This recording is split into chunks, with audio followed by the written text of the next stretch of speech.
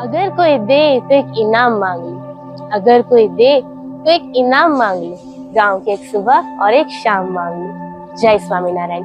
मैं हनी, कक्षा 10वीं की छात्र। आज मेरा गांव मेरे परिवेश के संदर्भ में आप सबके सामने अपने विचार व्यक्त करना चाहती हूँ। मेरा गांव जो प्रकृति की गोद में बसा है, बड़ा ही सुंदर स्थान है। गांव जिसे हम ग्रामीण या ग्राम्य के नाम से भी जानते हैं।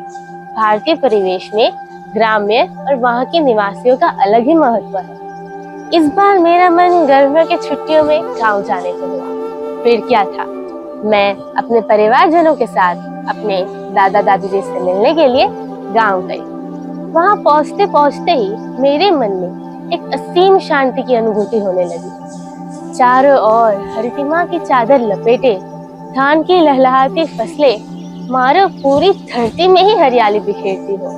स्वच्छ हवा और नदियों की कलकल करती मधुर आवाज से मुक्त होकर मैं तो गाड़ी में बैठे बैठे बस प्रकृति को यूं ही निहारती रही। लग रहा था जैसे कि मेरी ये यात्रा बस यूं ही चलती रहे। बस यूं ही प्रकृति की वादियों से गुजरते ही हम दादा दादी जी के घर पहुंच गए। दादी के चेहरों पर खुशियां साफ झलक रही थी, और वो हो भी क्यों ना। हर दादा दादी को अपने पोते पोती से, अपने बेटा बेटी से नहीं लगाव होता है। फिर हमारे हिंदू सनातन संस्कृति के अनुसार हमने दादा दादी जी के पैर छुए, उनसे आशीर्वाद लिया और फिर हम घर के अंदर गए। हमारे गांव का घर आज भी मिट्टी से बना हुआ है, जो कि हमारी संस्कृति का दर्पण है।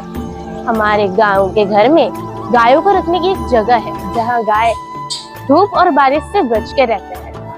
फिर हम दूसरे दिन पूजा की तैयारियों में लग गए। यह पूजा थी हमारे गांव के मेलों की। हर साल हमारे गांव में एक मेला लगता है, जहां पहले दिन पूजा और फिर बाकी के दिन हम मेलों का आनंद उठाते हैं। फिर दादा दादी ने फसलों की पूजा की और हमारे लिए दादी स्वादिष्ट भोजन बनाने में लग गई। इतना स्वादिष्ट भोजन खाकर मेरा मन तो संतुष्ट हो गया था। फिर क्या था, खाना खाने के बाद हम सब गांव की कच्ची सड़कों से गुजरते गुजरते गांव के मेले में पहुंच गए, जहां खिलौने, कपड़े और न जाने मिठाइयाँ और न जाने कितने चीजों की अलग अलग प्रकार की दुकानें थी। गांव के लोग वहां बड़ी संख्या में उपस्थित थे।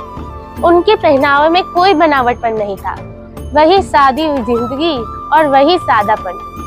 फिर हम सब गांव के मेले का आनंद लेते लेते शाम हो गई।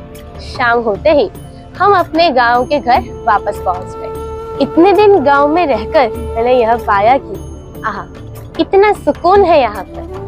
शहर के शोर शराबों से, भाग दौड़ से दूर रहकर बस शांति की अनुभूति होती है। फिर हम सब थोड़े दिन गांव में रहकर अपने शहर वापस लौट गए। इतने अच्छी गर्मियों की छुट्टियां बिताने के बाद मुझे तो बस गांव की वह वादियां ही याद आती है।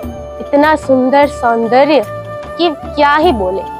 हाँ, सुविधाओं का अभाव वहाँ आज भी है, लेकिन सरकारी चिकित्सालय, स्कूल और ग्रामीण विकास को देख के हम सब यह कह सकते हैं कि आने वाले समय में हमारा भारत और भी विकसित होगा और ग्रामीण स्थल भी विकसित होगा।